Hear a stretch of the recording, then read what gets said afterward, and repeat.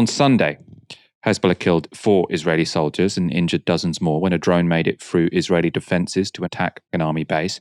The manner in which the attack has been reported has attracted criticism. Sky News initially tweeted this. Israel has named the 4 teenage victims of a Hezbollah drone strike on a military base, as at least 23 people were reportedly killed in an attack on a central Gaza school. So it's the teenage victims. It doesn't say that they're military victims, and then it's just 23 people were reportedly killed in an attack on a central Gaza school. So you can see how that seems a bit dehumanizing when it comes to the Palestinians. That tweet was ultimately deleted, but on screen, Kay Burley went on to say this. The 4 soldiers that have died have now been named. All of them were just 19 years old. They are Sergeant Omri Tamari. In addition to that, Sergeant Yosef Hieb, Sergeant Yoav Agmon, and Sergeant Alon Amite. As I said, all 4 of them just 19 years old. So Ash, I want your thoughts on this. Lots of people have reacted to that clip from Kay Burley and those tweets by Sky. And it's not just Sky, obviously. It's, nearly all of the Western media has sort of done this. It's sort of taken the time to name individual Israeli soldiers, show pictures of them, describe them as teenagers, really, really humanize them. And people are contrasting that to how we hear about Palestinians, which is 23 people reportedly killed, right? We don't hear the names of those children, right? Of those women and men who, by the way, in most cases are actually civilians, right? We say all the time you should make a distinction in war between killing civilians and killing military, but it seems like actually the Western media is valuing the lives of Israeli military higher than it is Palestinian civilians. Well, I think you pointed out something really important, which is when 4 Israeli soldiers are killed at a military base, we see their photos. We see them looking happy and carefree. We learn their names. They are presented to us as human, and I think in some fundamental way as being like us. And that's reflected by the emotion that you can hear in Kay Burley's voice. There's clearly a level of identification going on, this feeling of, well, they could be my sons. And I understand that. I think it's deeply sad when anyone dies. And the blame that I place on that really is the state, which has a policy of conscripting its own youth to uphold an occupation and wage multiple wars of aggression on multiple different fronts simultaneously.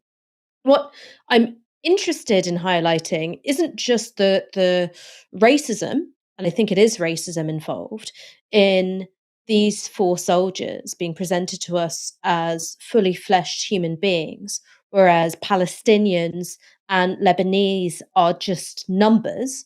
I also want to highlight the double standard present in the arguments presented by Israel's advocates internationally.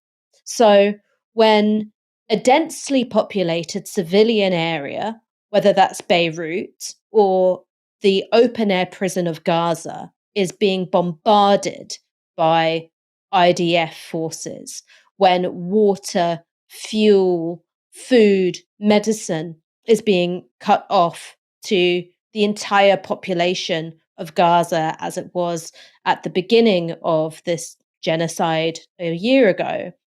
Well, it's very sad, it's tragic, but ultimately, what Israel's advocates say is that this is unfortunate collateral in the prosecution of legal military objectives, i.e., the targeting of Hamas. But then, when it's 4 soldiers who have been killed at a military base, no less, we're not talking about 4 soldiers being killed when they happen to be in a residential area of Tel Aviv or something like that, then the language that's used is murder, they're teenage victims, and their military role is wholly obscured. Now, any straight thinking person would say you can't have it both ways. You can't have it that when Palestinian children, Palestinian women, Palestinian civilians are being killed by their thousands, well, that's just unfortunate collateral. But when it's soldiers being killed at a military base, well, that's murder, right? That is not only inconsistent, that's an inversion of what the normative rules of war are. And I think that any media organization worth its salt, I'm not even talking about a media organization which is committed to the Palestinian cause, just one which is committed to basic facts, should at least point that out. Right. Or if not point that out, say, okay, we're going to present these individuals as soldiers. We're going to talk about it in terms of military objectives because they're soldiers and it's a military base. It is different. It is qualitatively different. It is legally different from bombing a densely populated civilian area. These are two different things. Morally, it's perfectly fine if someone says, well, I think that any loss of human life is completely objectionable. That's fine by me. That's a completely consistent moral position. But what isn't is to use words like murder and teenage victims when you're talking about soldiers, and to frame either explicitly or implicitly the death of thousands of Palestinians and thousands of Lebanese people as unfortunate collateral as you pursue a lawful military objective. What they'll presumably say is, we're not making a judgment here, we're not making a value judgment, but it just so happens that the Israeli authorities send us these pictures and these names. And do they say that the Palestinian, I suppose they don't respect any of the Palestinian authorities enough to take seriously if they were to send them the photos and the names.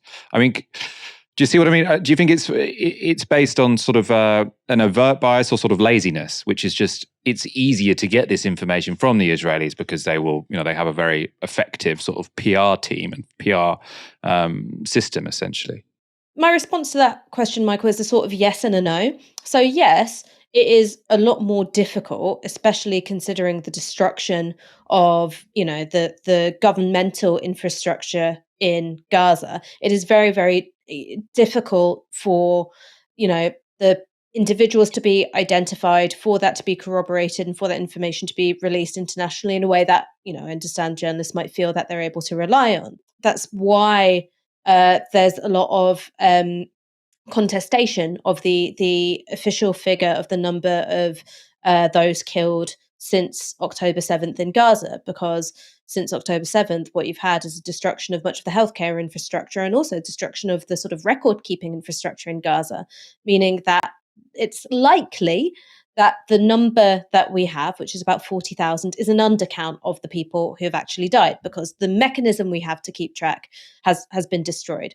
But you also have a problem, which is that Palestinian sources are considered to be a lot less reliable. So now it is pretty standard in UK media for when you have figures being released by the Health Ministry of Gaza, it's framed as the Hamas-run health ministry. Now, this turn of phrase has proved so effective at, I suppose, discrediting the Palestinian cause that it's since been applied to Lebanon. So people have talked about the Hezbollah-run health ministry, even though, yes, there are Hezbollah-run health services, but there is no Hezbollah-run health ministry. In fact, the Minister of Health has got no affiliation to Hezbollah whatsoever.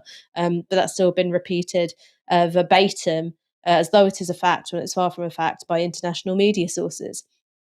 So Palestinian sources are framed as inherently unreliable. When you have Palestinian self-shot footage, so Palestinians recording what they're seeing on their phones, reporting what's happened to their families, that's not considered a reliable source. Now, I understand it's important for journalists to not take any source at face value, right? I understand that, and I think that even in times like this, that's important. But what you have is this sort of shortcut for the Israeli government, for the IDF, to pump information into the international media. And you've got all of these obstacles for Palestinian sources of information. And that shortcut for Israel, by the way, has meant that things which are outright lies, whether it's the, reports of beheaded babies or babies in ovens on October the 7th, outright lies just enter the English-speaking media completely unfiltered. And then everyone has to do a reverse ferret when it turns out, at best they do a reverse ferret, at worst they just pretend it never happened. And those lies stay in circulation. I think there's an argument for treating a lot of information. I'm not talking about this particular piece of information about the soldiers. I'm talking more generally, that there should be more obstacles for Israeli sources of information to make it into English media than there are at present. I also think that, any time they say we've been unable to verify this, or this is reported from the, I don't think they should say Hamas. I think they should just say the health ministry or whatever. They should say that, by the way, the reason it is difficult for us to verify this is because Israel has banned any journalists from entering Gaza for the past 12 months, right?